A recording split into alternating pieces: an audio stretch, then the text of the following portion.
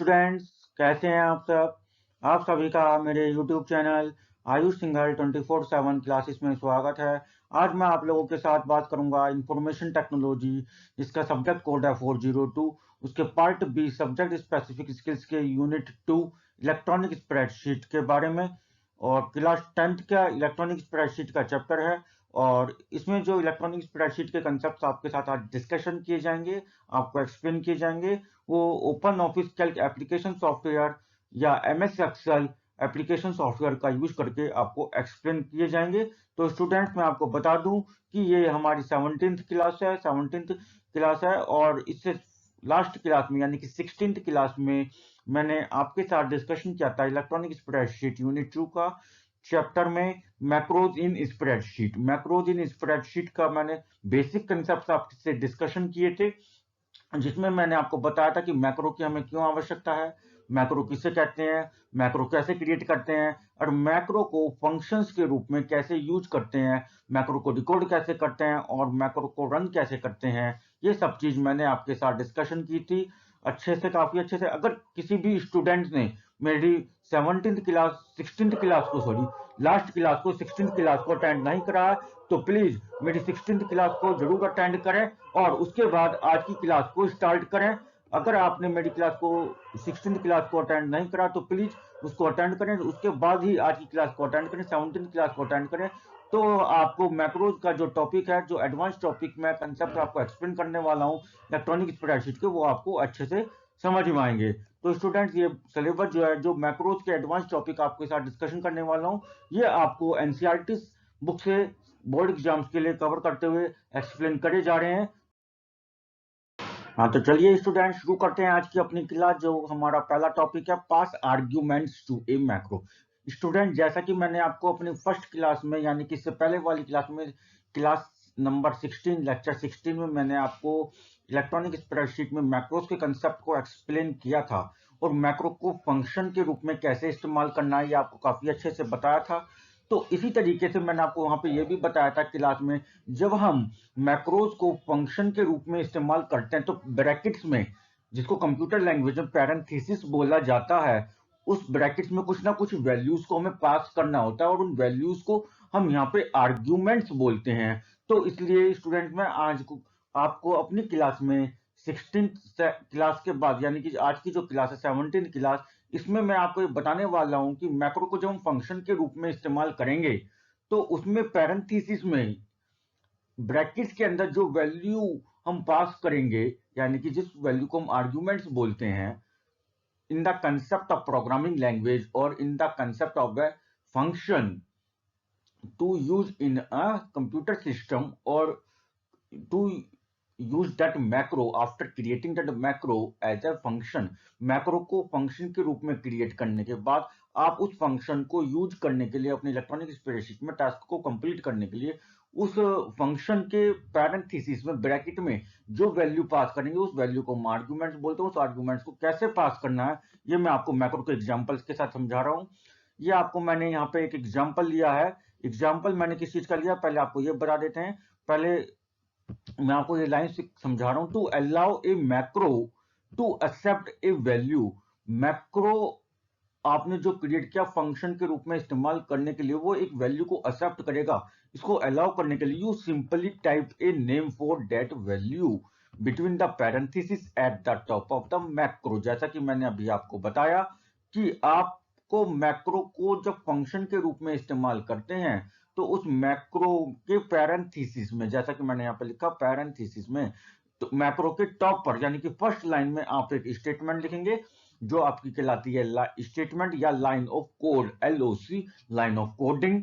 और इसमें आप देख सकते हैं ये जो मैंने फर्स्ट लाइन लिखी है, फर्स्ट स्टेटमेंट लिखी है या फर्स्ट कोडिंग लिखी, लाइन ऑफ कोड लिखा है, सब शो अंडरस्कोर MSG और ब्रैकेट में यानी कि पैरेंथेसिस में मैंने यहाँ पे लिखा है मैसेज। तो इसको स्टूडेंट ध्यान से समझिए, ये सब जो है ये आपका फिक्स्ड वैल्यू है। सब is a fixed keyword which is used to which is used with the name of the function as a macro। जब हम मैक्रो को फंक्शन के नेम के साथ यूज करते हैं तो ये सब वर्ड को यूज करना होता है। ये सब कीवर्ड आपका बताता है कि यहाँ से आपकी कोडिंग स्टार्ट हो रही है, यहाँ से आपका फंक्शन स्टार्ट हो रहा है, और ये जो फंक्शन है ये मैक्रो से यूज करके लिया गया है। और ये आपका जो शो मैसेज लिखा हुआ है, ये जो मैसेज लिखा है, आपका जो नाम लिखा है शो मैसेज, ये आपका मैक्रो का नेम है। और अब यहाँ पे हम कोडिंग के रूप में यूज करें तो अब ये मैक्रो का नेम है, अब बल्कि ये फंक्शन का नेम कहलाएगा। And in the parenthesis a word is also written known as message. Parenthesis में ब्रैकेट में एक वर्ड लिखा हुआ है मैसेज, जिसको हम यहाँ पे आर्ग्यूमेंट्स बोलते हैं। आर्ग्यूमेंट्स बोल रहे हैं जो हम फंक्शन के पैरेंथेसिस में वैल्यू को पास करवा रहे हैं, this is known as argument.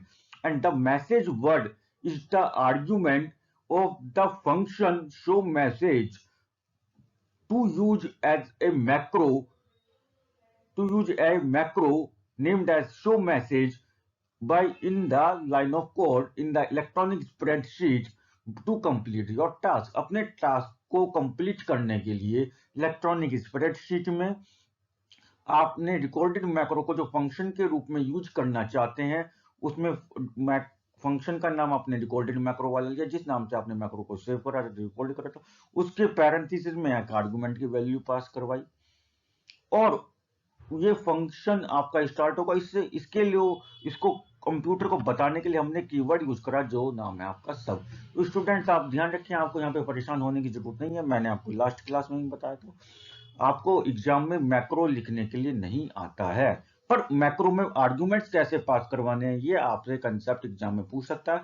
तो अगर आप एग्जाम में अच्छे मार्क्स लाना चाहते हैं तो आप एक सिंपल 2-3 मैक्रोज के मैं आपको एग्जांपल देके यहाँ पे कंसेप्ट्स को एक्सप्लेन करूंगा, तो आप उन मैक्रोज को एग्जांपल्स के रूप में तैयार कर सकते हैं और एग्जाम में लिख सकते हैं जो है अच्छे मार्क्स लाने के लिए। ठीक है, तो टीचर को आप एग्जाम्पल के रूप में वहां पे समझा सकते हैं कि मैक्रो में आर्ग्यूमेंट्स को कैसे पास करा जाता है या मैक्रो में आर्ग्यूमेंट्स किसे कहते हैं।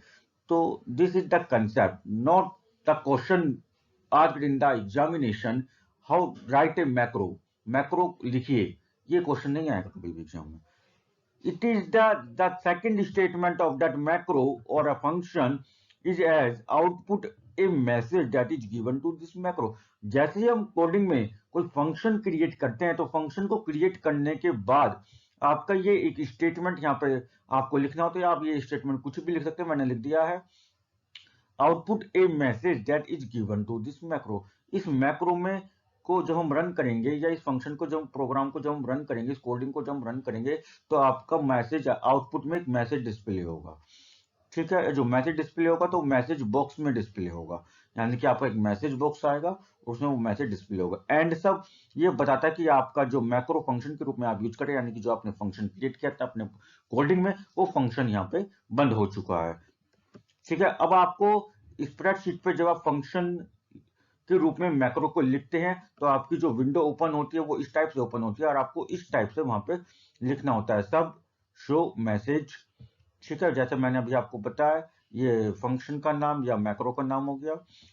इट सब कीवर्ड, ये कीवर्ड है which indicate that the macro और the function of a macro start from that line, इस लाइन से स्टार्ट होता है।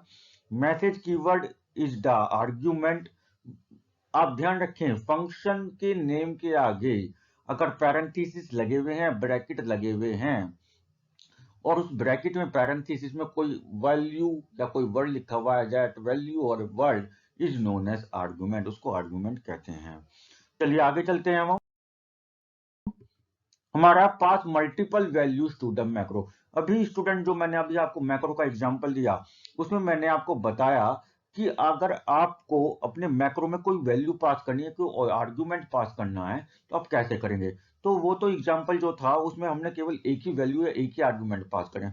अब ऐसी भी सिचुएशन आ सकती है जब आपको एक ही मैक्रो में एक से ज्यादा वैल्यूज या एक से ज्यादा वर्ड्स या मैसेजेस आपको एक साथ पास करने। तो इसका एग्जाम्पल लेते हैं। इसके लिए आपको क्या करना है, you follow the same pattern as passing a single argument और एज ए वैल्यू और ए पैरामीटर। ठीक है, ये आपको परेशान नहीं होना है। यहाँ पे अलग अलग नेम्स यहाँ पे लिखे गए। आर्गुमेंट, वैल्यूज और पैरामीटर, इन तीनों का मीनिंग सेम है। आप आर्गुमेंट्स के नाम से ध्यान रख सकते हैं, because it is a simple word to learn for the examination point of view. Examination point of view के लिए लर्न करने के लिए आर्गुमेंट एक बहुत सिंपल वर्ड और समझ में भी आता है। तो जैसे ही आपने अपने मैक्रो में एक सिंगल वैल्यू को, सिंगल आर्गुमेंट को पास करा, इसी तरीके से आप अपने मैक्रो में या फंक्शन में मल्टीपल आर्गुमेंट्स को या मल्टीपल वैल्यूज को पास कर सकते हैं, except you put a comma between the first and second argument. अगर आप मल्टीपल आर्गुमेंट्स को अपने मैक्रो में या फंक्शन में पास कर रहे हैं, तो आपको ये ध्यान रखना होगा कि जो है मल्टीपल वैल्यूज या मल्टीपल आर्गुमेंट्स के बीच में जैसे आप एक आर्गुमेंट एक वैल्यू लिखेंगे, उसके बाद आपको कोमा लगाना है। तो देखिए एग्जांपल देखते हैं इसको। यहाँ पे आपका ये सब कीवर्ड हो गया, this is the name of the function और ए मैक्रो। यहाँ पे मैंने दो वैल्यूज या दो आर्गुमेंट्स में पास करवा रहा हूँ। यहाँ पे आ गया मैसेज, मैसेज टू, बाकी कुछ नहीं है इसमें, बाकी सब कुछ सेम है। यहाँ पे दो आर्गुमेंट मैंने पास करे, तो पैरेंथेसिस में मैं ब्रैकेट्स के अंदर मैंने दो वैल्यूज या दो मैसेज, दो वर्ड्स आपने लिख दिए। This is the concept how to pass multiple values in a macro. ये मैंने आपको विंडो है आपकी, जब आप इलेक्ट्रॉनिक स्प्रेडशीट में मैक्रो को देखते हैं, तो आपका जो मैक्रो वहां पे लिखा हुआ होगा मल्टीपल वैल्यूज के साथ, वो आपको कुछ इस तरीके से लिखा हुआ होगा। इसके बाद आता है call the macro from A button और अदर ऑब्जेक्ट और शेप। अब आपने मैक्रो तो क्रिएट कर दिया, सिंगल वैल्यू के साथ भी क्रिएट कर दिया और मल्टीपल वैल्यूज के साथ भी मैक्रो को क्रिएट कर लिया, फंक्शन को क्रिएट कर लिया, ठीक है, उसमें आर्गुमेंट्स भी पास करवा दिए। अब बात आती है उस मैक्रो को जब हम रन करवाएंगे, तो उस फंक्शन को हम रन करवाएंगे मैक्रो एज ए फंक्शन, तो जब हम उस फंक्शन को कॉल करेंगे, उस मैक्रो को कॉल करेंगे, तो कैसे करेंगे। तो इसमें देखिए, to assign a macro you pass arguments to a button, shape, image और एनी ऑब्जेक्ट।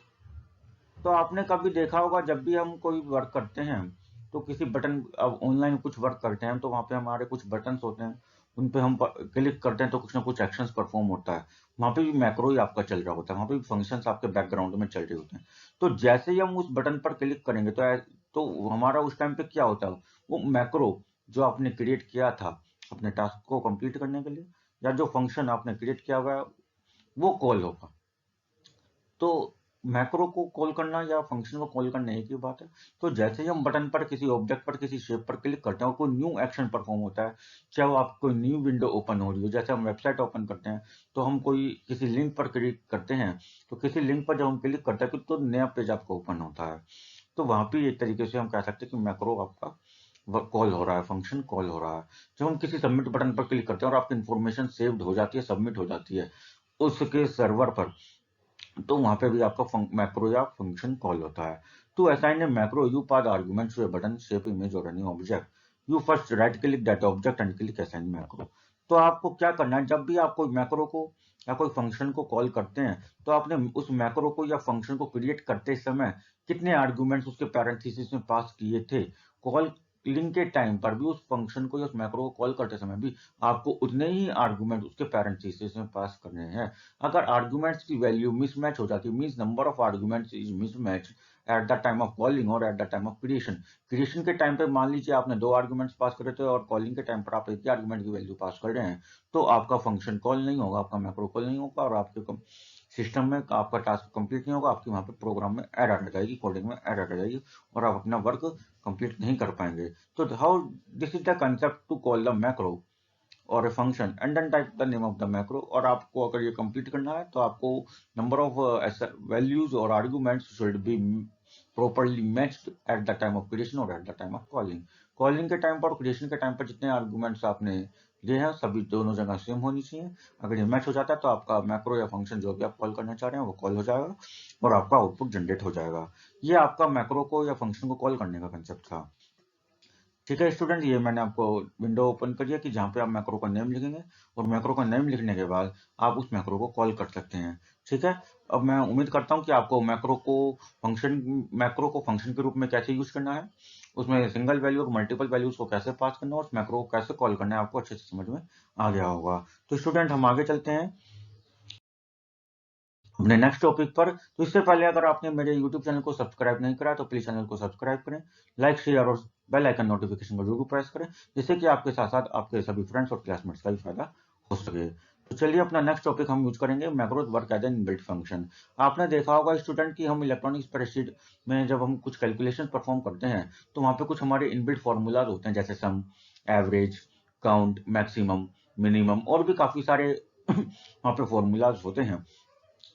तो उन फॉर्मूलाज को हम एक्सेल में फंक्शंस बोलते हैं, और वो फंक्शन नहीं बल्कि इनबिल्ट फंक्शंस कहलाते हैं, इनबिल्ट फॉर्मूलाज कहलाते हैं।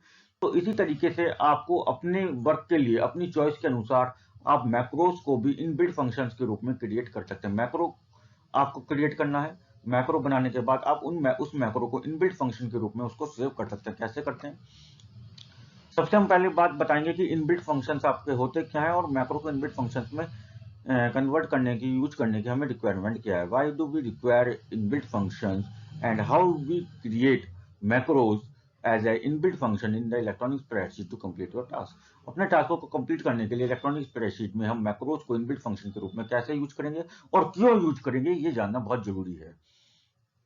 तो MS Excel and OpenOffice Calc provides various inbuilt functions. OpenOffice Calc spreadsheet या MS Excel एप्लीकेशन सॉफ्टवेयर आपको काफी सारे इनबिल्ट फंक्शंस को प्रोवाइड करता है, but all these inbuilt functions does not fulfil the requirements of every user for calculation in MS Excel and OpenOffice Calc। परंतु वो जितने भी इनबिल्ट फंक्शंस हैं या फॉर्मूले जहां पे आपको दिए गए हैं, ये यूनिवर्स में जितने भी एक्सेल या OpenOffice Calc के यूजर्स हैं वो सभी की रिक्वायरमेंट्स को फुलफिल नहीं करता है। सभी यूजर्स के लिए वहां पे सभी व्यक्ति का, सभी स्टूडेंट्स का, सभी एक एक इंडिविजुअल का ध्यान में रखते हुए वहां पे एक्सेल के में या OpenOffice Calc electronic spreadsheet application software में इनबिल्ट फंक्शन को, इनबिल्ट फॉर्मूलाज को नहीं क्रिएट किया गया है कि कोई भी व्यक्ति अपने रिक्वायरमेंट के अनुसार, अपनी चॉइस के अनुसार कोई भी फंक्शन वहां से इनबिल्ट फंक्शंस को, इनबिल्ट फॉर्मूलाज को यूज करके अपने टास्क को कंप्लीट कर सके।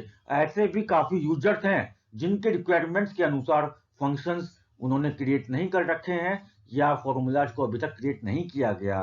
टू सॉल्व दिस प्रॉब्लम, अब उन लोगों के लिए तो सामने तो समस्या होगा अपने टास्क को कंप्लीट करने के लिए, अपने वर्क को कंप्लीट करने के लिए। तो टू सॉल्व दिस प्रॉब्लम, इस समस्या का समाधान निकालने के लिए MS Excel and OpenOffice Calc, MS Excel और OpenOffice Calc एप्लीकेशन सॉफ्टवेयर आपको एक फैसिलिटी प्रोवाइड करता है उन सभी यूजर्स को जिनके सामने प्रॉब्लम आ रही है, जिनको ये प्रॉब्लम आ रही है कि उनको अपनी रिक्वायरमेंट्स के अनुसार, अपनी वर्क के अनुसार इलेक्ट्रॉनिक स्प्रेडशीट में कंप्लीट वर्क को करने के लिए, अपने टास्क को कंप्लीट करने के लिए इनबिल्ट फंक्शन या इनबिल्ट फॉर्मूलेज वहां पे नहीं मिल पा रहे हैं। तो उनके सामने क्या समस्या है, तो ये समस्या का समाधान निकालने के लिए एप्लीकेशंस के द्वारा उन्होंने क्या करा, create inbuilt functions as per your needs और रिक्वायरमेंट। उन्होंने क्या करा, यूजर्स को एक फैसिलिटी प्रोवाइड कर दी कि वो अपनी रिक्वायरमेंट्स के अनुसार, अपनी चॉइस के अनुसार इनबिल्ट फंक्शंस को क्रिएट कर सकते हैं।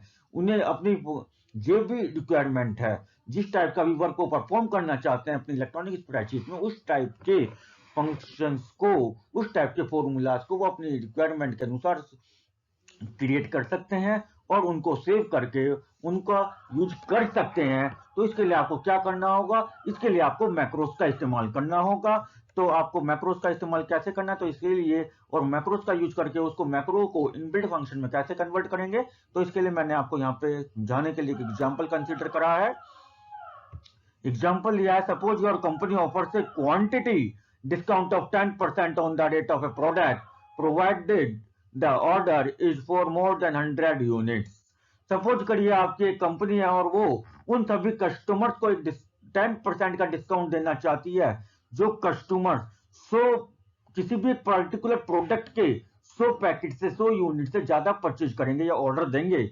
The following paragraph will demonstrate the function to calculate this discount। तो यहाँ पे कंपनी को क्या करना है, एक इनबिल्ट फंक्शन बनाना है, डिस्काउंट फंक्शन बनाना है, डिस्काउंट फंक्शन बनाना है इनबिल्ट के रूप में, और डिस्काउंट फंक्शन को परमानेंटली इनबिल्ट के फंक्शन और इनबिल्ट फॉर्मूलाज के रूप में अपने इलेक्ट्रॉनिक स्प्रेडशीट में सेव करना है। जैसे भी मैं कैलकुलेशन करूं या मेरे पास 100 ऑर्डर्स के लिए, 100 पैकेज के लिए किसी भी कस्टमर का ऑर्डर आए, तो मैं उसकी जब बिल जनरेट करूंगा या उसकी कैलकुलेशन करूंगा कि उसका टोटल कॉस्ट कितना बैठेगा, तो वहां पर 10% डिस्काउंट ऑटोमेटिकली मैं उस फॉर्मूले की हेल्प से लगा सकूं।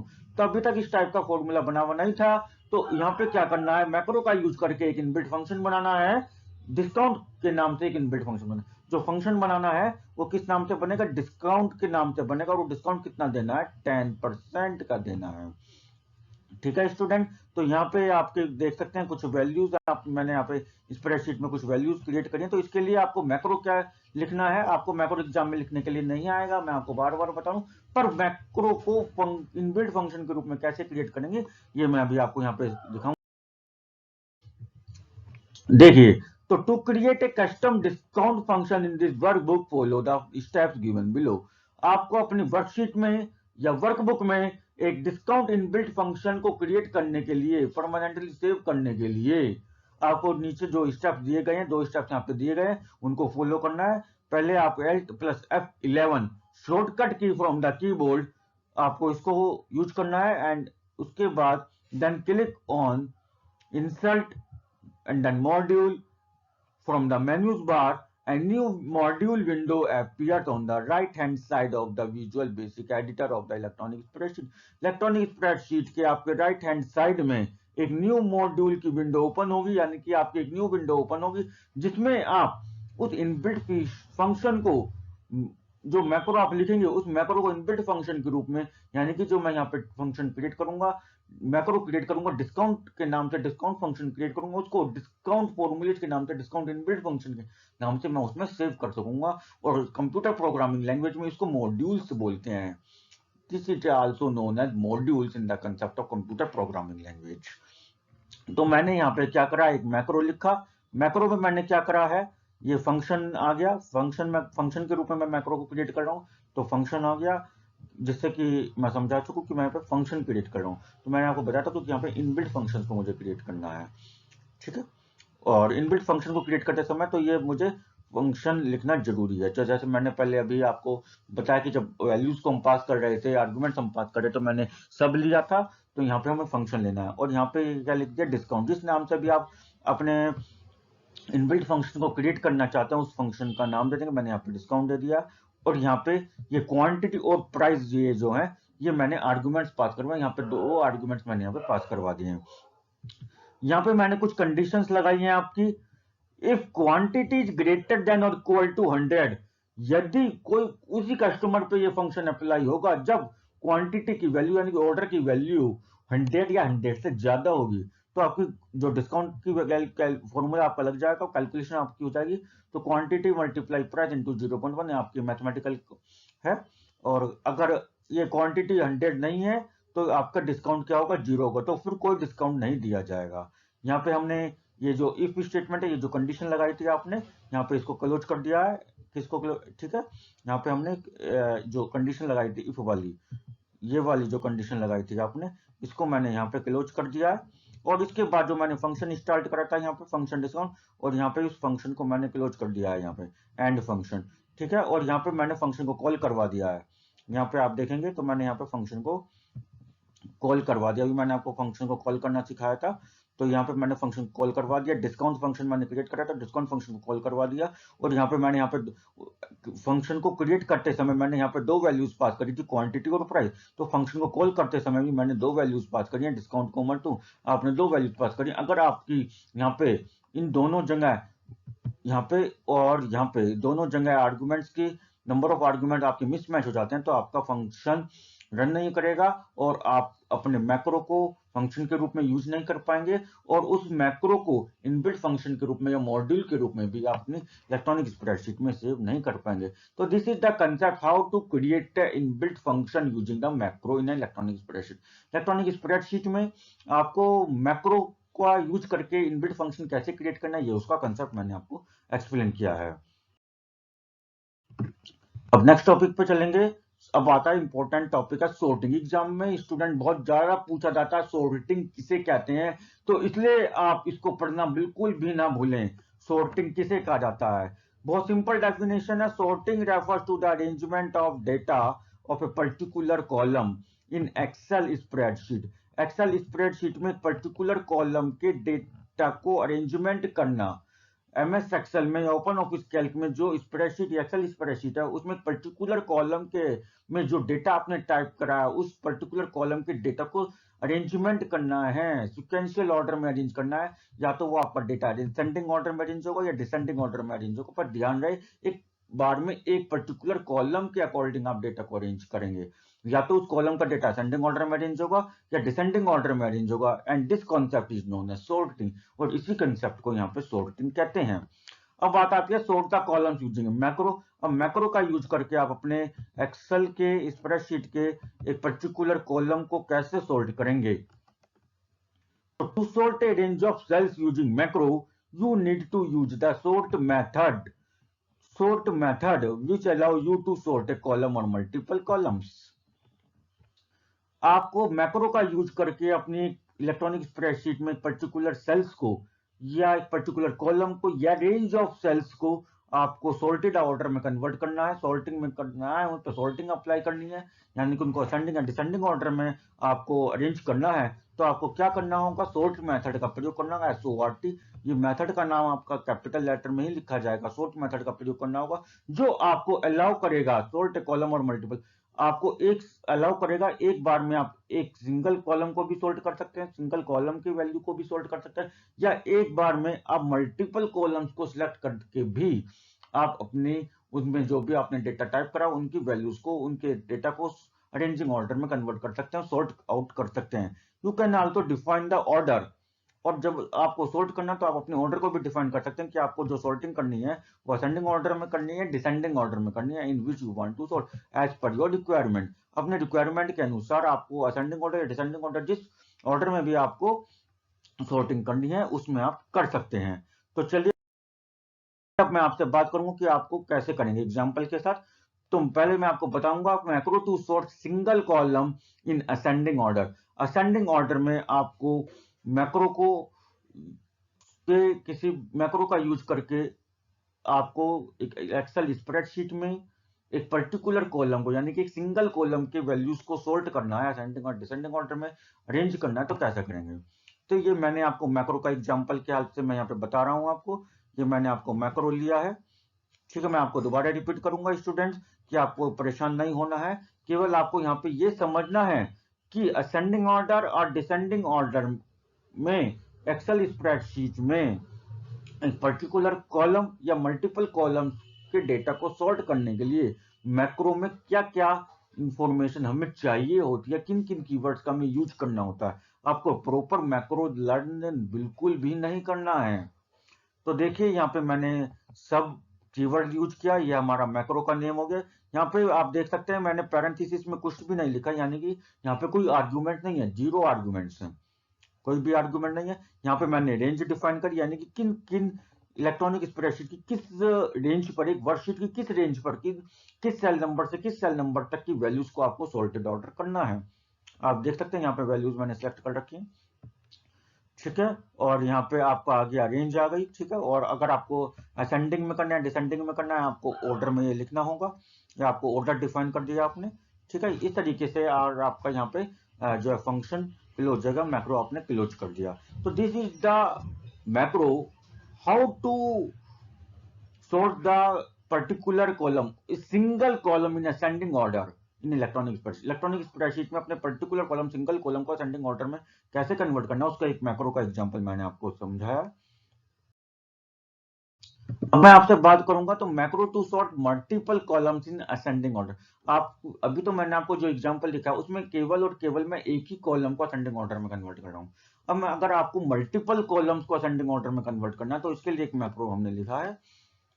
आप देख सकते हैं यहाँ पे मल्टीपल कॉलम्स मैंने लिए हैं। तो सेम तरीका आपका यहाँ पे है, पहले मैंने आपका सब कीवर्ड का यूज करके एक रेंज, एक फंक्शन, एक मैक्रो को डिफाइन करा, और फिर उसके बाद यहाँ पे हमने क्या करा, यहाँ पे रेंज सिलेक्ट करी आपने, ठीक है। आप यहाँ पे देख सकते हैं मैंने 3 कॉलम सिलेक्ट करे, A1, A, B and C, A से C तक के। और यहाँ पे हमने ऑर्डर में आपका लिख दिया असेंडिंग की। देखें आपको मल्टीपल कॉलम्स में करना तो की 1 में लिख दिया यहाँ पे रेंज, रेंज आपकी कौन सी होगी, सेल A1 हो गई, तो ऑर्डर लगा दिया असेंडिंग ऑर्डर। फिर आपका यहाँ पे की 2 आ गया तो रेंज कौन सी हो गई, कॉलम B2 हो गया, और B2 में भी हमने असेंडिंग ऑर्डर लगा दिया। तो जितने जितने सेल्स पर आपको असेंडिंग ऑर्डर में अपने डेटा को कन्वर्ट करना है तो उतने सेल्स को सिलेक्ट करने के आपको क्या करना है, यहाँ पे आपको की वैल्यू लिख के और ऑर्डर में आपको बार असेंडिंग ऑर्डर करना है। अगर मुझे मल्टीपल कॉलम्स पे करना है, यानी कि इससे भी ज्यादा कॉलम्स है, तो फिर मैं वही करूंगा, P3 को डिफाइन कर दूंगा और उसके ऑर्डर में असेंडिंग डिफाइन कर दूंगा, वैल्यू को असेंडिंग और कीवर्ड लिख दूंगा। तो ये तरीका था, ये मैक्रो का एग्जाम्पल था, जिसका यूज करके आप अपने इलेक्ट्रॉनिक स्प्रेडशीट में मल्टीपल कॉलम्स को एक साथ असेंडिंग ऑर्डर में कन्वर्ट कर सकते हैं। अब मैं आपसे के साथ डिस्कशन करने वाला हूं, और इस लास्ट आपका यहाँ पे चैप्टर भी कंप्लीट हो जाता है, macro to sort single column in descending order. अगर आपको अपने इलेक्ट्रॉनिक स्प्रेडशीट में एक पर्टिकुलर कॉलम, सिंगल कॉलम को डिसेंडिंग ऑर्डर में कन्वर्ट करना है, तो आप कैसा करेंगे? तो देखिए, इसके लिए एक मैक्रो मैंने डिजाइन करा है आप लोगों के लिए। तो वही सेम कंसेप्ट यहाँ पे रिपीट होता है। पहले सब कीवर्ड का हमने यूज करा है, यहाँ पे आपने मैक्रो को डिफाइन कर दिया, फंक्शन को डिफाइन कर दिया, यहाँ पे आपने रेंज सिलेक्ट करी, रेंज सिलेक्ट करने के बाद यहाँ पे आपने की डिफाइन करी, और यहाँ पे उस सेल का नाम दे दिया जिसमें आप अप्लाई करना चाहते हैं। और यहाँ पे पहले आप यहाँ पे ध्यान से देखेंगे, यहाँ पे आपने क्या करा था, पहले ऑर्डर में आपने असेंडिंग लिखा था, आपके बाद हमने यहाँ पे डिसेंडिंग लिख दिया है। This is the concept to sort the single column in descending order by using macro। Macro का यूज करके हम अपने पर्टिकुलर कॉलम को डिसेंडिंग ऑर्डर में कन्वर्ट कर सकते हैं। तो स्टूडेंट, यहाँ पे आपका इलेक्ट्रॉनिक स्प्रेडशीट वाला जो चैप्टर था वो कंप्लीट हो जाता है। आपको जो अभी तक मैंने 17 क्लास है, यानी कि जो हमारी लास्ट क्लास है इलेक्ट्रॉनिक स्प्रेडशीट चैप्टर के लिए, इसमें आपको जितने भी टॉपिक्स समझाए गए हैं, इससे ज्यादा टॉपिक्स आपके बोर्ड एग्जाम में एनसीईआरटी सिलेबस के लिए में नहीं दिए गए हैं, और आपको बोर्ड एग्जाम के लिए केवल इतने ही टॉपिक्स को कवर करना है। इससे ज्यादा आपके लिए कुछ नहीं पूछा जाएगा, जितना मैंने बताया केवल आप उनको समझ लिए। और आपको ये वीडियो कैसी लगी, प्लीज वीडियो के कमेंट बॉक्स में जाकर कमेंट करके जरूर बताएं। और हाँ, अगर आपने मेरे यूट्यूब चैनल को अभी तक सब्सक्राइब नहीं करा है, तो प्लीज चैनल को सब्सक्राइब करें, लाइक करें और शेयर करें, और जिससे कि आपके साथ साथ आपके फ्रेंड्स और आपके क्लासमेट भी इस वीडियो का फायदा उठा सकें और अपने एग्जाम में मार्क्स को प्राप्त कर सकें, अच्छे मार्क्स ला सकें और आईटी की नॉलेज को गेन कर सकें। Thank you, have a nice day.